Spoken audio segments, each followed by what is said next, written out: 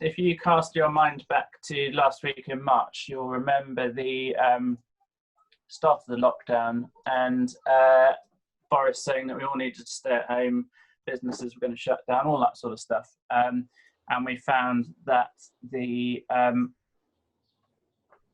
massive number of shows, events, and everything else started being cancelled. So we were sort of all a bit confused and wondering what to do with our lives and what's going to happen to our businesses and everything else. Once we got over that, we were sort of then thinking, okay, well, what are we going to miss out on? Are we going to miss Wimbledon, Tour de France, all those sorts of things, or what's going to happen? And one of the major things for me was the prospect of missing our country shows, and our local ones, Berkshire County show in September, which has always been a real sort of highlight of our calendar, and a place where we can all get together and enjoy a drink and see livestock and all that sort of stuff. So it was all looking sort of quite doom and gloom, and we were all going to be sort of laid off work and all those sorts of stuff. So I decided I was going to learn the banjo, because what else do you do? Anyway, shortly after that, I thought, well, actually, maybe we can decide to set up an online show. We can bring on some of the fun and interactivity of a countryside show. We can do it all on Twitter. It can be really, really straightforward. You get people to send in some photos of their cows, their sheep, their horses, or whatever, and we can judge them via a public poll. We can have some people doing video demonstrations of sheep, dogs, and geese and ducks wandering around in circles, or whatever it was. You know, it was all going to be a bit of fun, and you know, why not? We can just have a bit of a laugh online with it. Little did I know that it was going to go a bit out of control. So suddenly we ended up with lots and lots of people tweeting and retweeting, and as you can see from there, there's quite a few comments, people most urgently asking for a beer tent, but we had all sorts of people really getting stuck in. What started a bit of a joke, a bit of a throwaway comment, just turned into something that actually captured people's imagination, I think. And we had lots and lots of people asking for beer tents, pony shows, craft tents, dog shows, you name it, and all the sort of silly classes. So we thought, actually, do you know what, this might be a goer, but how do we actually make it work? Still, I was thinking at that point we can do something on Twitter. As you can see on the screen in front of you, there's quite a few well-known names getting in behind it, wanting to help out with bits and bobs. And I think that just sort of made me realise that there was an appetite for this. The countryside needed it. So we ran with it. There was a really nice girl who fairly early on got in touch and offered to build and host a website for us. At that time I was thinking, well, we don't really need a website. We can do it on Twitter and Facebook, and it can just be cheap and easy to run. Anyway, so fairly soon I decided that it was going to be a bit too big for Twitter, and actually if we wanted all of these different areas, we could put in place a fairly straightforward website, post all of that on there, and then do the sort of competitions and the public voting and all those sorts of things through social media. So it's going to be a bit of a straightforward cross-channel sort of an event, and that was all going to be fine and dandy. So we're still very much winging it at this stage. I should actually add that I've had absolutely nothing to do with any event organisation whatsoever in my life. So this isn't sort of something that I'm good at or know anything about or whatever. So we were really trying to find our way with it and just find something that would work. My main experience of shows is going to them and sitting in the members' tent and getting sunburns and that sort of stuff. So this was a new thing, and I think within about a week we'd had quite a following, and we'd set up a dedicated Twitter feed, set up a Facebook page, and all those sorts of things. I think within 3 or 4 days we'd had about thick end of 1,000 followers on Twitter and about the same on Facebook. So we were getting quite a good backing from people really keen to get involved, and I was absolutely blown away with the number of people who had offered to help, offered to sponsor prizes, all those sorts of things. The problem I found was that I had so many people offering help, offering prizes, offering to get involved in one way or another, particularly people from the show world who, you know, whose shows have been cancelled. I just didn't know what to do with them. So I was finding myself just responding to them all saying, you know, thank you very much, you know, really appreciate your offer, but I really haven't got anything for you to do at the moment. And can I come back to you? And I think that was always the struggle fairly early on, was that there was lots of quite senior show people who were sort of really experts in this field who were offering help, but I really didn't know what help I needed. And quite what I was actually trying to achieve. So it was really certainly hard to delegate anything, but also hard to take any advice on what I was trying to achieve, because actually nothing about this was sort of normal and straightforward and in any way like a normal agricultural show. So we were, you know, we were still very much trying to find our way through it. I did have two lots of people fairly on who got in touch. One was Rebecca and Jane here offering some help, and also one from Andrew Lazenby, who's Chief Executive of Royal Agricultural Society and Innovation for Agriculture. Both of who I knew previously through other things, and both of who I thought actually there's some sort of social media come technical elements that some help with would be helpful. Andrew Lazenby phoned me up I think it was a Friday evening, and said, how are you going to do this? And I said, well, I've got this lovely young lady who's offered to build me a website and everything else. And he said, well, have you got someone that's going to manage all of the hosting and the web design and everything else? And I said, no, it's fine, we've got that. And he said, no, actually you need this.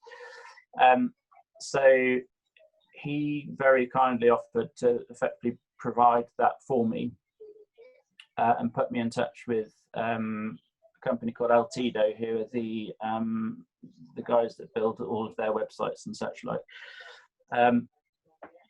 Put me in touch with them and said, look, you know, use them, they can build you something, we'll fund it, and we'll get behind it, because actually we think that this is the future of the Royal Show. You'll remember the Royal Show was cancelled, it must be 10 years ago now, if not 15. And he felt that this was the future, this is where things were going, not necessarily to replace shows, but actually this is where we're going to see things going. So he thought there was a future in this, and so got behind it. So we rallied a call, I think on the Monday morning, with Jane and Rebecca and Andrew and his team, and sort of chatted through what we can do, what I wanted it to look like, what it was trying to achieve, most importantly. And part of that was putting together, I haven't got a slide of it, but part of it was putting together a document which basically said, this is what I'm trying to achieve, this is what I envisage it looking like, and this is the purpose of it. So I was really keen that it just didn't become this massive commercial thing, that it just stayed a lot of fun. So that was always the driver, and it's kind of stuck to that ever since. One thing I had done fairly early on in the process on Twitter was shared a little poll as to when we were going to hold this thing. This was Friday at the end of March, and I think I'd had 2 or 3 options. One was that following weekend, one was Easter weekend, and one was 2nd of May. Thank God we chose the 2nd of May. And actually we ended up with just over 4 weeks to build this thing. So what we did not have very much of was time, and that was really our biggest challenge, because trying to build this sort of thing in time during lockdown, when all of the web designers and everyone else are all furloughed, is quite tricky. So we found ourselves trying to put together this show, trying to convey over a Zoom chat to someone I've never met what this show's going to look like, was quite tricky. Top left-hand corner, we've got a pencil drawn logo that was the winner of a logo design competition, designed by a 12-year-old girl called Tilly. She had a couple of days, designed this logo, a few people voted on it, and she won the draw. So we'd had the sort of basic design. You can see some of the sort of early incarnations of promo material produced by my fair hand, and not particularly creative. But it's kind of evolved into this online thing. We've had some professional design help and all those sorts of things. So it's really got going and got a bit slicker through the process. I'm not sure, can you see my cursor? Yes. Maybe not. Yeah. So this, we fairly early on discovered that the pencil drawn logo there doesn't really lend itself very well to website use. So we've had this this new version of it, sort of website friendly version, created by the web designers, or by their team rather. And so we slowly started to build through this, you know, this vision of what the actual website was going to look like. And here below is one of the fairly early incarnations of the website on one of our Zoom calls. So we sort of built it together slowly. So it was slowly pulling together. We'd launched livestock competitions by that point. It dawned on me fairly quickly that we weren't going to be able to build livestock competitions. You know, livestock competitions needed capacity for people to upload photos and videos, and uploading photos and videos, if anyone's ever done it, particularly on slow internet speeds, is a nightmare. And to have that capacity and complexity built into our website was going to be a nightmare. And so a company called Cloudline Shows, who had introduced themselves to me fairly early on, were sort of hanging in the wings, wanting to host these livestock competitions. So fairly early on, we decided to give up trying to do that ourselves and actually host it via their platform, which I think was a good decision. Well, it was the only decision we had, really. We couldn't have hosted it. The system wasn't particularly slick and had all sorts of issues, which I won't bore you with, but at least we could host it. One thing I discovered, and people sort of ask about what my experiences were, one thing I discovered was that fairly central to what I was trying to do was to provide the feel of a livestock event, rather than actually providing something that was sort of complex and sort of all-encompassing. As soon as I ask people to come and help and get stuck in with that, we suddenly find that everyone's really keen, eager, missing their shows and everything else. And if you've ever got the livestock competition guys involved, they're so competitive, it's untrue. So the guy that stepped up and wanted to do the poultry thing came up with, I think he came up with about 200 classes at the first offering. I'd envisaged doing sort of 3 or 4 for livestock type, but we had 200. So it sort of got out of control pretty quickly. And actually I struggled to get back in control of that. And we ended up with a pretty unwieldy livestock competition. With the benefit of hindsight, we would have done something a lot simpler and easier to run. So sort of lesson from me was always actually just stick to what you know, stick to what you're good at, stick to what you're trying to achieve, rather than trying to sort of please everyone. But you know, these competition folk were really missing their shows and wanted to do the best. So we ended up not quite getting that bit right, but I think most people had a bit of fun with it at the same time.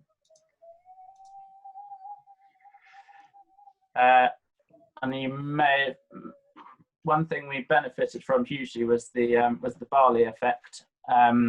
The sheep called Ethel and her handler, or her handler, Barley, who 3-year-old James Reeves-Banks, who was one of our livestock judges, posted a video of one of the young handler classes, and as you can see, it went viral. It ended up with about 2 million views. Turned up in the Times, on Good Morning Britain, on Huffington Post, all those sorts of things. So it's a massive reach. David, David, we Yeah. can't. Can you just go? That's it. Perfect. Got it now. Come on. Okay. Yep. It was so we had a massive reach. The issue I had was that James Rebanks very kindly tweeted this video of this little girl, but hadn't actually said what he was tweeting it from, where he got the video from. So had he have put us to the greatest online agricultural show in his tweet, then I think we probably would have had a very different show than we did. He subsequently did add it in without being asked, but it was a shame actually. It was a bit of an opportunity missed, but that went completely bonkers and really got people's attention. And I sort of had mixed views on it. It sort of outshone the show a little bit, but it was good all the same. So that's kind of where we were, and I am going to try and show you. Can you see that? So this is our show. Have you got the showground in front of you? Not yet. Probably appear in a minute. Super. So I can't see what you can see. I've got two screens and I'm not sure which one you're looking at. This is our showground. It was set up in a bit of a hurry.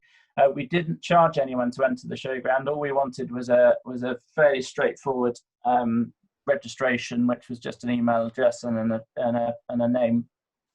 The reason for that was twofold. Firstly, because it's harder to get spammed if you have some sort of registration and login process. It's hard to get hit through, because people have got to go through that process. So it adds a bit of protection, but also it enables us to capture that detail, to capture an email address and write to people without wanting to sort of make them spend 5 minutes going through a complex address fill in and then choosing a difficult password and all the rest of it. So we wanted it to be quite easy to access, but to capture that detail so that we can ultimately write to them and say, you know, thank you, what did you think of it? We can survey them if we want to. If you don't capture it at that point, it's quite difficult to capture it afterwards. But we did want to make it as straightforward as we wanted. One thing I didn't say was that I was quite keen to give trade stands, traders who would normally be at these shows, a bit of a platform. So we set up shows slightly for them, and we basically just asked for a donation to enter. So if you were a trader, you could donate a tenner or you could donate 500 quid. Didn't bother us.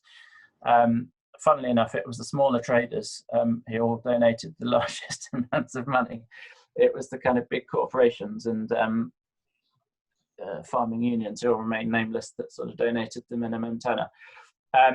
But we ended up with about 250 trade stands altogether. And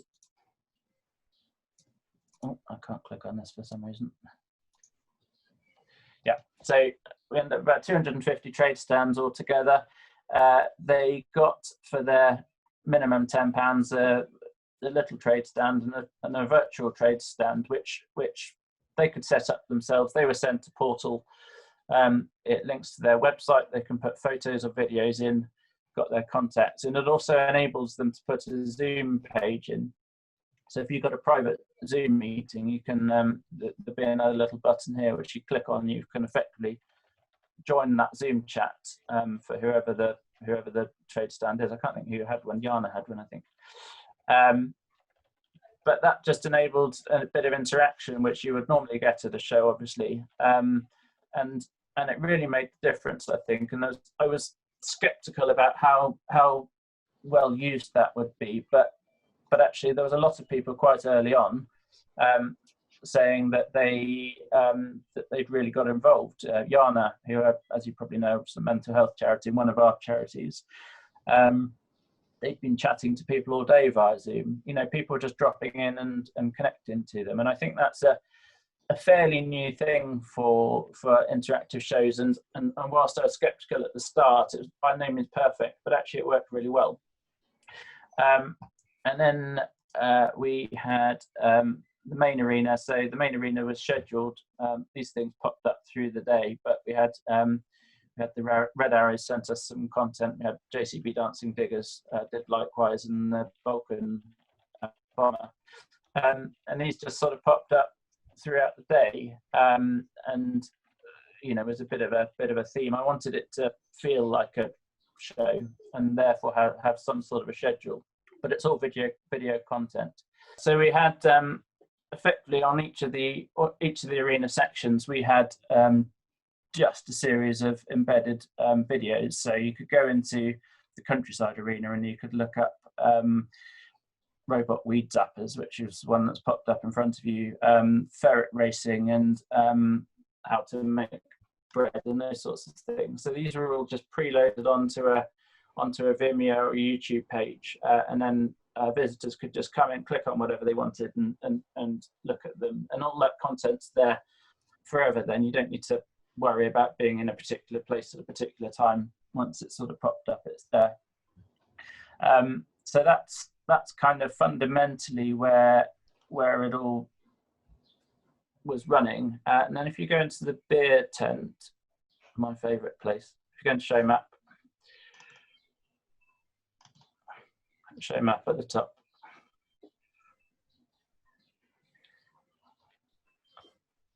That's it.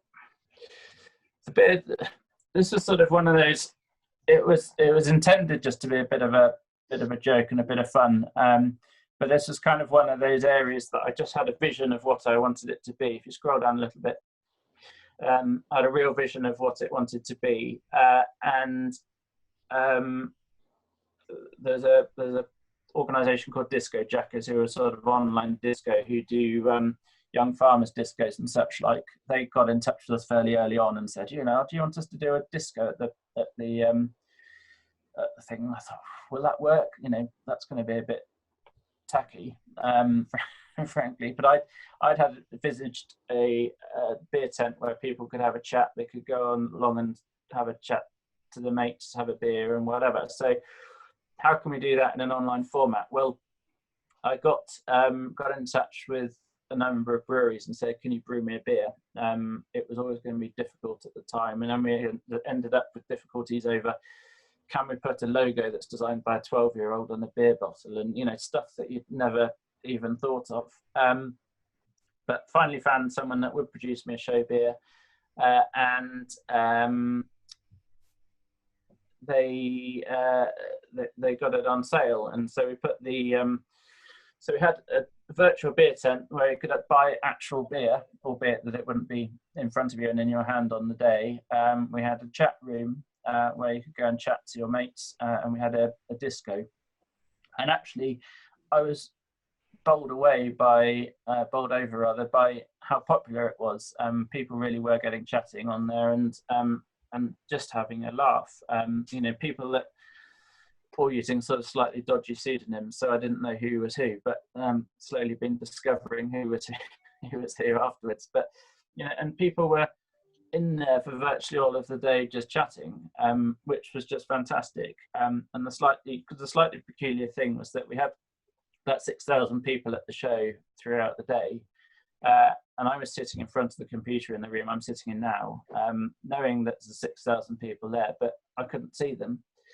And actually this beer tent gave us the opportunity to go and chat to them, and suddenly people were popping up, and people were getting involved and making themselves known and having a dance or sharing a joke or whatever it was. So it was that for me was a bit of a sort of tearjerker. Actually, it sort of made me realise that people were actually enjoying what we'd put on, and it'd been incredible. And Jane just flashed up the charity page there.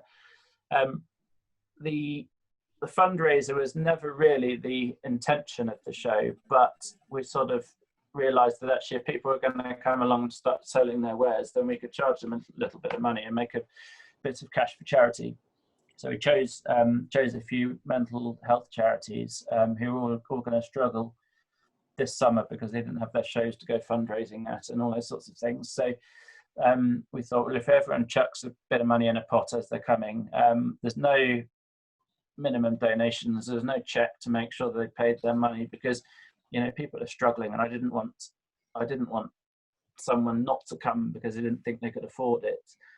Similarly, I didn't want Savills or Barclays or whoever getting a bigger highlight just because they paid a bit more money. So everyone got the same thing, no matter how much they chucked in the pot, which was a bit of a brave move, but actually I think it worked out quite well. And as you can see in front of you, we've raised thick end of £18,000 to go to these five welfare charities, and it's been it sort of blew me away really, but it's been a successful thing. So I've been waffling on, but I think what the conversations I've had since with Innovation for Agriculture, because they wanted to take this further, was what can we do with the show? There's been a couple of, I think there's been one online show since it's been the Hertfordshire County show, and there's a couple of others who are thinking about it. There was a rumour fairly early on that lockdown was going to be released sort of end of April, and there's a part of me that was thinking, actually, this is going to really scupper the show if it's released on the Friday, and then everyone's going to the beach on Saturday because no one's going to want to come to the show. So I was sort of quietly hoping that lockdown would be still in place, and it was.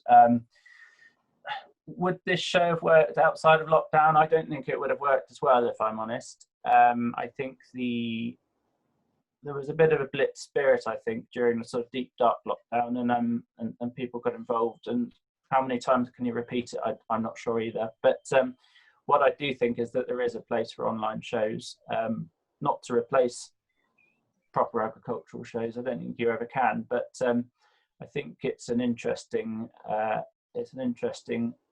thing, and I think it's shown people what you can do and what people are interested in. So it's been good fun, and we'll see what happens in future years. Stick to your guns. Don't let everyone else run away with it. I think as I say, fairly early on, I put together, and I think it's actually Rebecca's suggestion, put together a sort of list of wants, what I want it to look like, what I want to achieve, how I want it to be dealt with afterwards, and that was really helpful because it meant that I could pass that in front of people, and rather than having to justify myself, I could just tell them what it was, why it was that way, and how it was going to run, and people generally bought into it. It also meant I didn't have to repeat myself quite so much. I think we've got the advantage now, where lockdown's eased a little bit, that actually some things could probably be done live.